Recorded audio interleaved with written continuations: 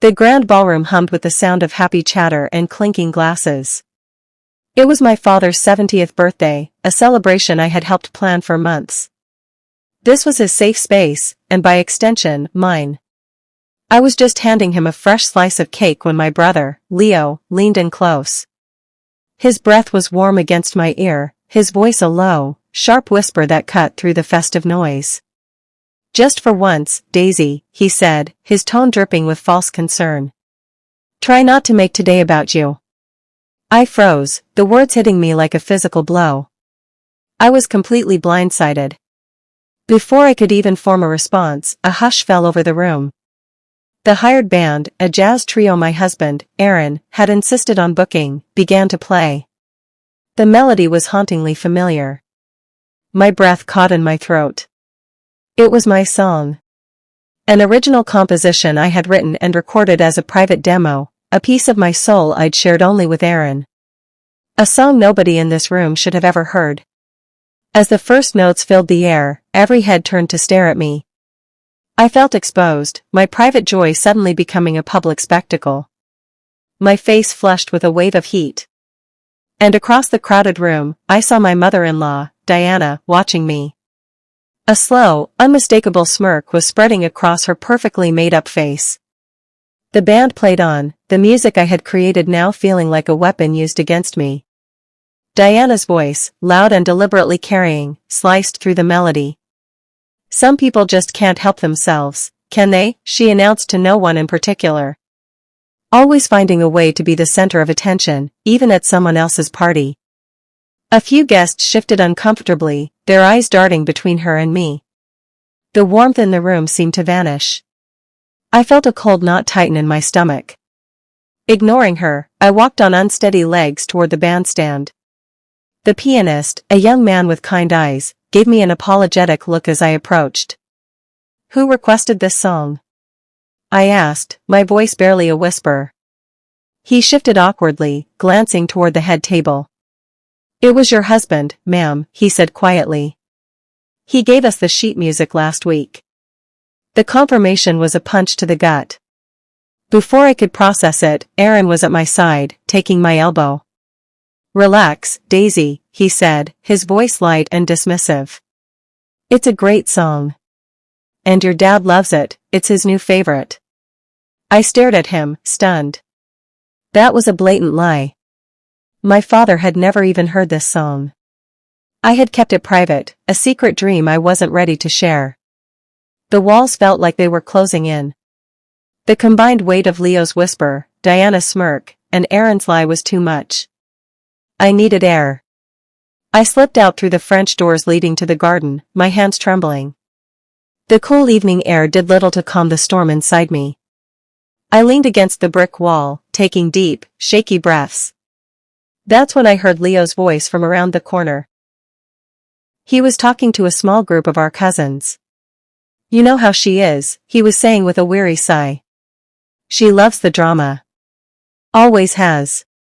I just wanted to protect Dad's day from becoming the Daisy Show. The betrayal cut deep. Hurt and angry, I stepped around the corner to confront him. But before I could speak, Aaron materialized between us, his body a shield for my brother. "Daisy, not here," he said firmly, his grip tightening on my arm. "You're being too emotional. This isn't the time or the place." I felt myself shrinking, the classic trap of being told you're crazy for reacting to the madness. Then, my father appeared in the doorway, his face etched with concern.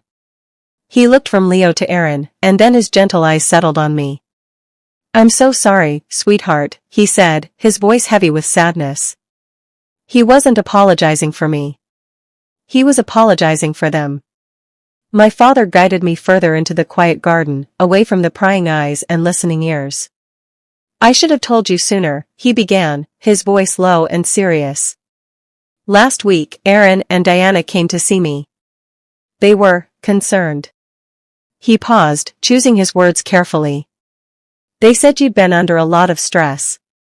They asked me, as a personal favor, to help make sure you didn't, well, draw unnecessary attention to yourself today. They said it would be better for you." The pieces clicked into place with horrifying clarity. The surprise wasn't that my song was played. The surprise was that I was supposed to be so humiliated and shamed into silence that I wouldn't cause a scene. This public humiliation was a planned tactic, a calculated move to put me in my place. The birthday betrayal was premeditated. My father squeezed my hand, his gaze steady and full of a wisdom I had only just begun to understand. "Honey," he said softly, "I think something much deeper is going on here. This isn't about a song." The car ride home that night was icy and silent. The moment we walked through our front door, the dam broke. "How could you?" I demanded, my voice shaking with a mixture of hurt and fury. "How could you give them my song? That was private. It was mine."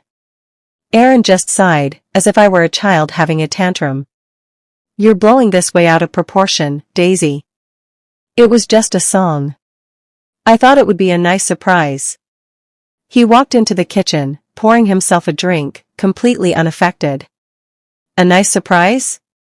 I echoed, following him. "You shared my private demos with your mother? That's a violation of my trust, Aaron. That's my creative work." He shrugged, taking a sip. "She's family. What's the big deal?" Just then, my phone buzzed in my purse. I pulled it out, my heart still pounding. The screen lit up with a text from Diana. The words made my blood run cold. Asterisk, "Maybe next time, dear, try writing something that's actually good." Asterisk. That text was the final crack, and it split my marriage wide open. In the days that followed, I started seeing everything with a new, painful clarity. It wasn't just the song. I began to notice a pattern, a trail of subtle decisions made without me. I found a document on our shared computer. Aaron had changed our investment portfolio, moving funds into riskier ventures his mother had suggested. I discovered he had canceled the holiday plans we'd made together, telling his family we'd be spending Christmas with them instead. Then, I found an email where Diana was advising him on switching my health insurance to a cheaper, inferior plan. This wasn't just disrespect or a lack of consideration. This was a systematic campaign of control. They were making choices about my life, my money, and my well-being as if I were a child, or worse, a problem to be managed. The illusion of our partnership had shattered. A few days later, Aaron sat me down. "I think we need help," he said, sounding so reasonable. "I found us a counselor. My mom recommended her. She's an old friend of the family." The trap was being baited right in front of me. "No," I said, my voice surprisingly steady. "I will not go to counseling with a friend of your mother's. That's not a neutral space, Aaron. That's an ambush." His face darkened instantly. The reasonable mask slipped away, revealing the frustration beneath. "You are so ungrateful," he snapped, his voice rising. "My mother is only trying to help. You always do this, you twist everything and ruin any attempt to fix things." The words "you always ruin things" echoed in the silent room, a familiar refrain I finally realized was meant to break me. I didn't argue. I didn't cry. I simply turned, walked out the front door, and got in my car. I drove to the only place that felt safe anymore, my father's house. He opened the door, took one look at my face, and pulled me into a hug. When I finally found my voice, all I could say was, "It's so much worse than I thought." He nodded, his expression grim. "I know," he said. "And I'm afraid I kept something else from you." In his quiet study, my father opened his desk drawer and pulled out a small stack of papers.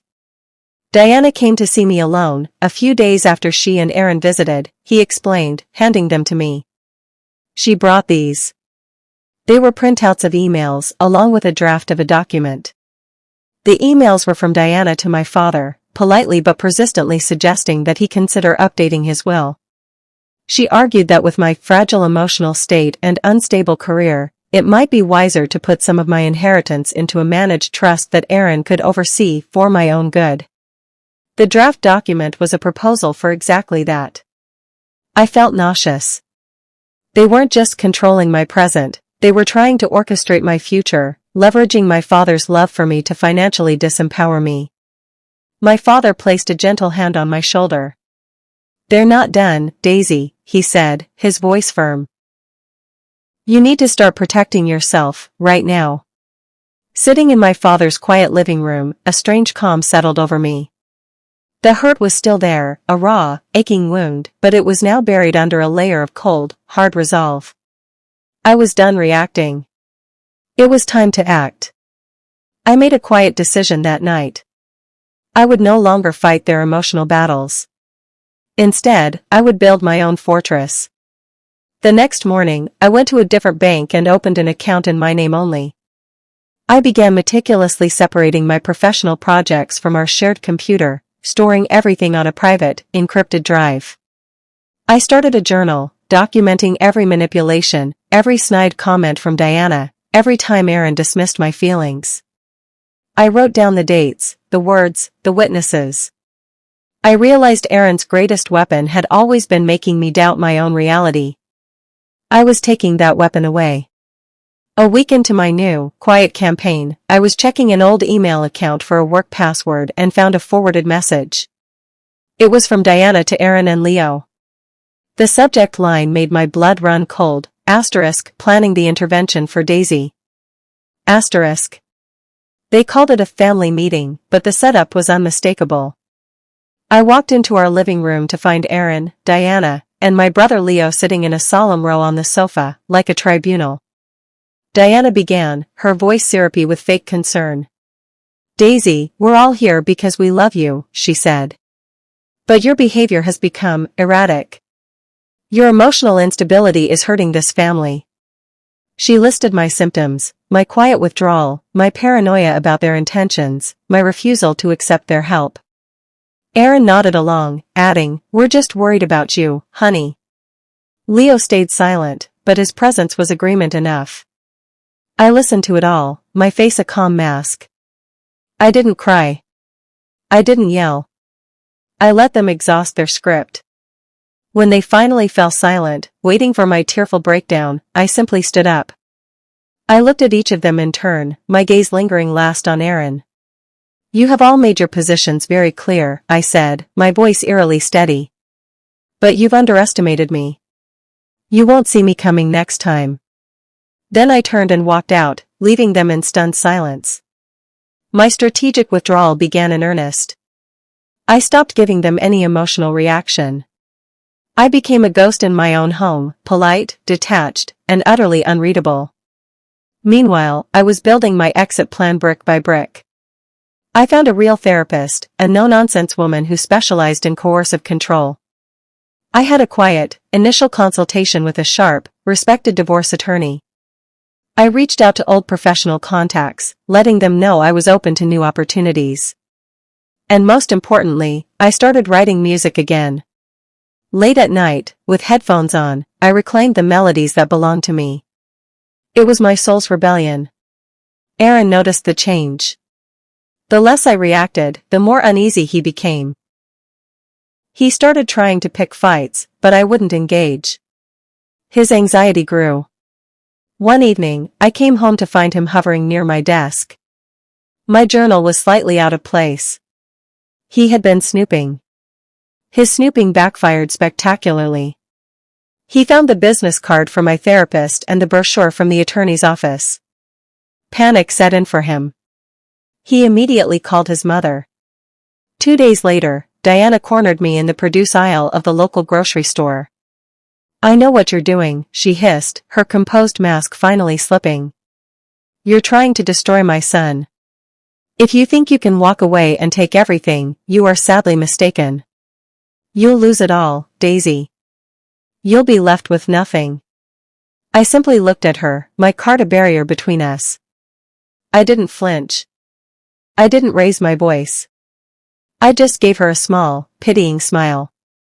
"That's funny, Diana," I said calmly. "You seem to think I have something left to lose." The confusion and fury on her face were more satisfying than any shouted argument could ever have been. My hidden strength came from action. A former colleague, who had always valued my work, reached out with a job offer.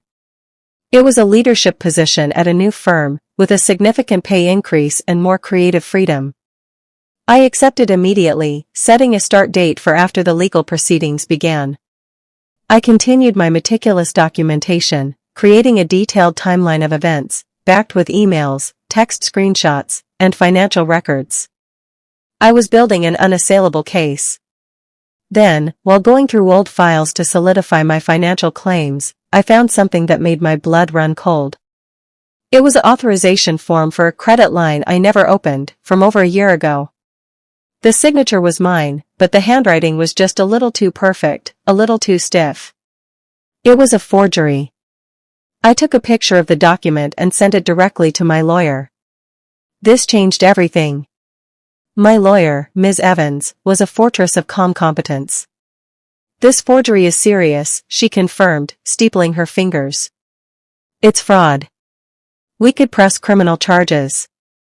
I thought about it, the temptation of total victory strong.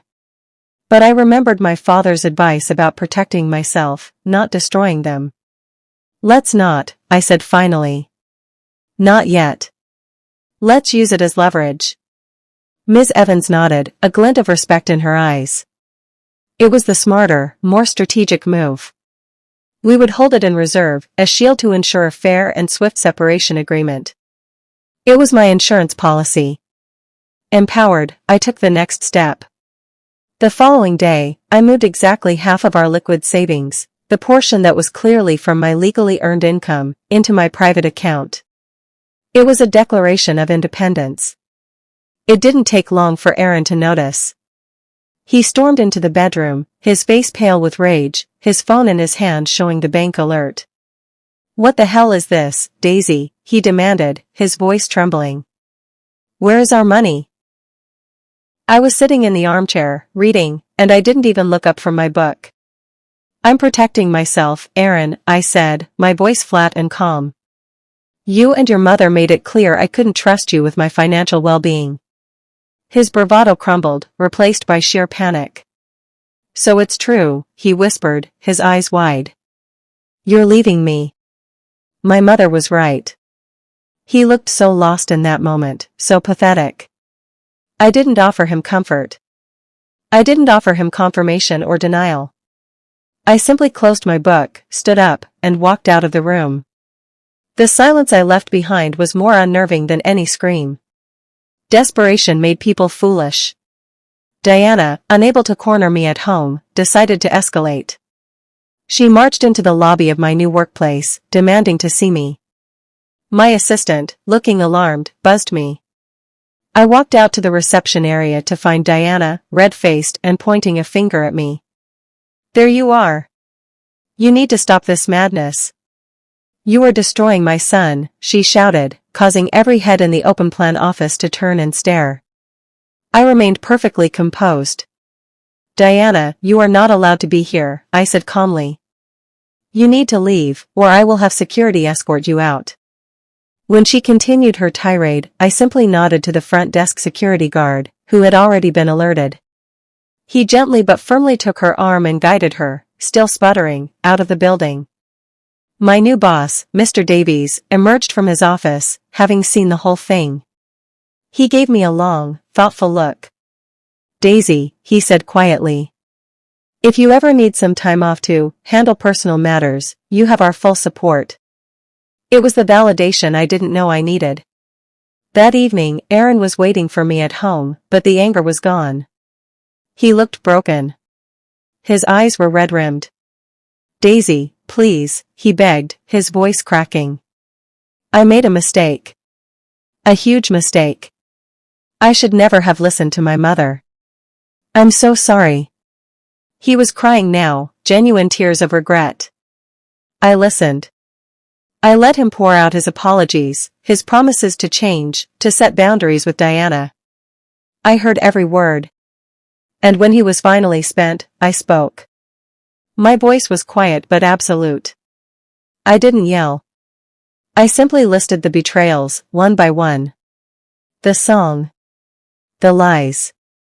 The financial control. The intervention. The forgery.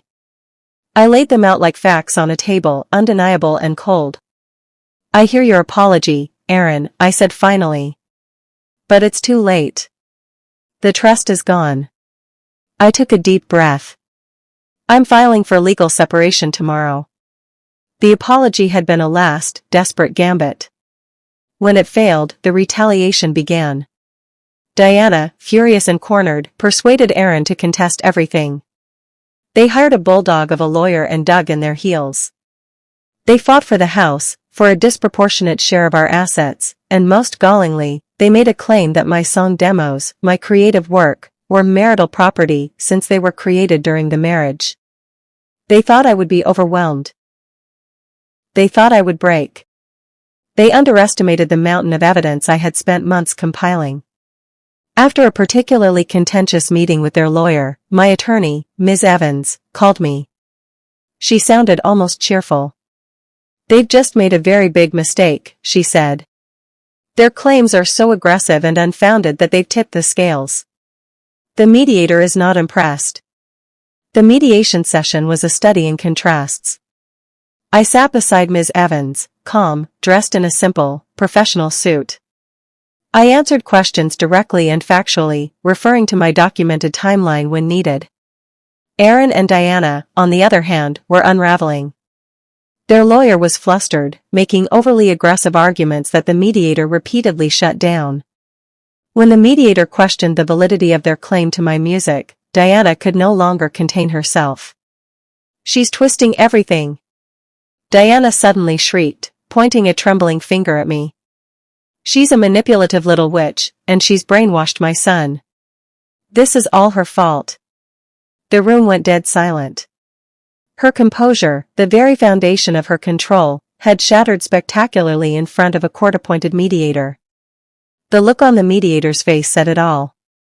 Their case was destroyed in that single, screaming moment. With Diana's meltdown on the official record, the tide turned decisively in my favor. The final separation agreement was everything I had fought for. I was awarded the house, which was fair given it was largely purchased with my savings. My creative work, my songs, were legally recognized as my sole, separate property.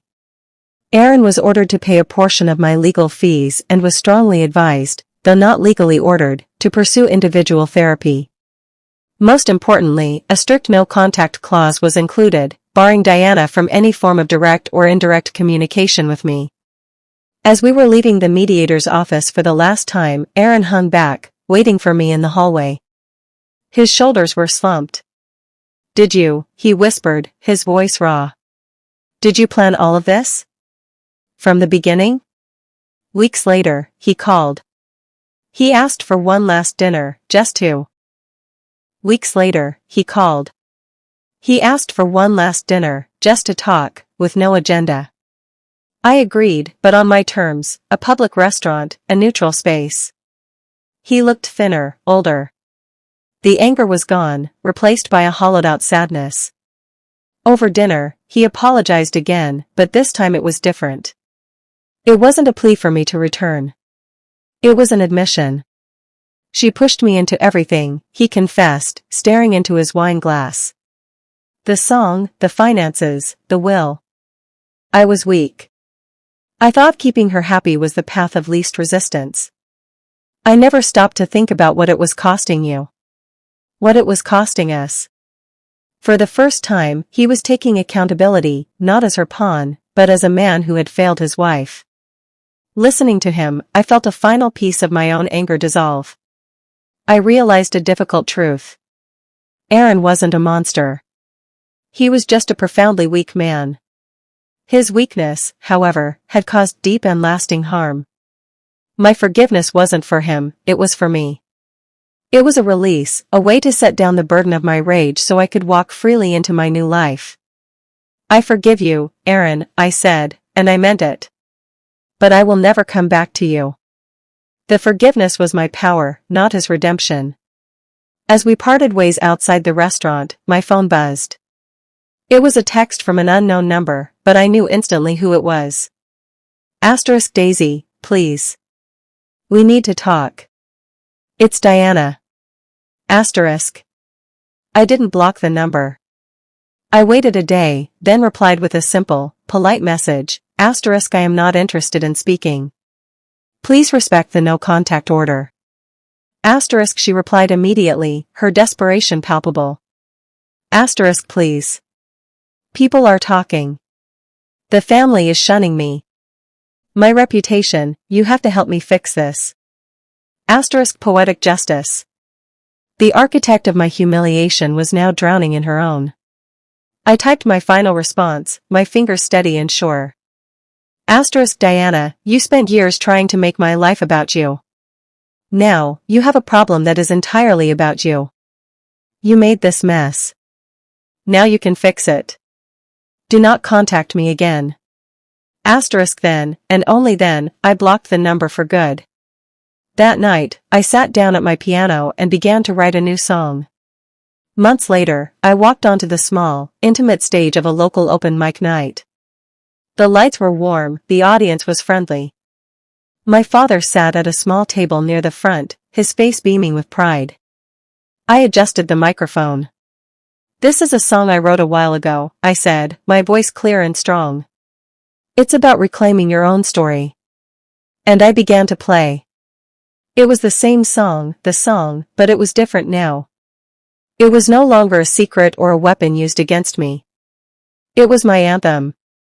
I poured every ounce of my journey into the music, the pain, the betrayal, the quiet strength, and the hard-won freedom. The audience was utterly silent, then erupted into genuine, enthusiastic applause when I finished. As I stepped off the stage, feeling lighter than I had in years, a woman approached me. She handed me a business card. That was incredible, she said with a warm smile. I run a small indie music label. I'd love to talk to you about recording that. I didn't become a global superstar. The contract I signed was modest, for a single album. But it was meaningful. It was mine. Now, I stand in the quiet of my own living room, in the house that is solely in my name. The silence is peaceful, not lonely. I am financially stable, emotionally free, and my identity is no longer tied to anyone's expectations but my own. I look back at the journey that started with my brother's whispered warning at my father's birthday. He told me not to make things about me. In the end, I never did. I simply refused to let them make my life about them anymore. I reclaimed my narrative, my music, and my future. The band may have played my song without my permission all those months ago, a cruel trick designed to shame me. But now, I hold the copyright. Now, I decide the venue. Now, I choose who gets to hear it.